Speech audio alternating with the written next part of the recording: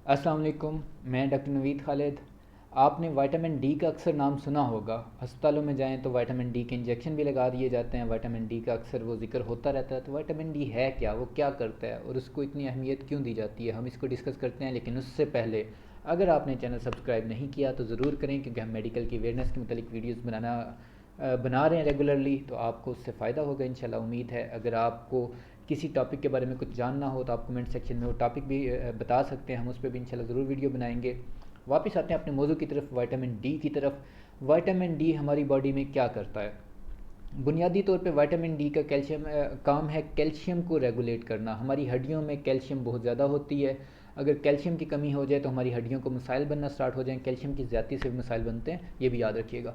अच्छा, कैल्शियम की कमी विटामिन डी की कमी की वजह से हो सकती है, क्योंकि विटामिन डी ने कैल्शियम को हमारी हड्डियों में एब्जॉर्ब करवाने में हेल्प करनी है। तो अगर हमारी हड्डियों में कैल्शियम एब्जॉर्ब नहीं होगी तो हमारी हड्डियाँ वीक हो जाएंगी, कमज़ोर हो जाएंगी, उनकी टूट फूट स्टार्ट हो सकती है।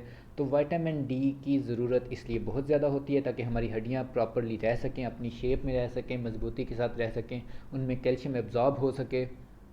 तो इसलिए अगर आपको विटामिन डी का कभी इंजेक्शन लगाया जाता है तो आपको पता होना चाहिए विटामिन डी का इंजेक्शन क्यों लगाया जा रहा है। अच्छा, ये बात याद रखिएगा, विटामिन डी बनता कैसे है? विटामिन डी बुनियादी तौर पे सनलाइट से बनता है। हमारी बॉडी में नॉर्मली हमारी जो हड्डियां हैं, जब उनका एक्सपोजर होता है सनलाइट के साथ, तो वो जो सनलाइट से वो रेज़ आ रही होती हैं, वो हमारी हड्डियों के ज़रिए वो विटामिन डी बनाती हैं। मतलब इसके लिए आपको ज़रूरी नहीं है कि आप कोई एक्स्ट्रा किस्म की वो मल्टीविटामिन्स लें या फिर दवाइयाँ खाएं।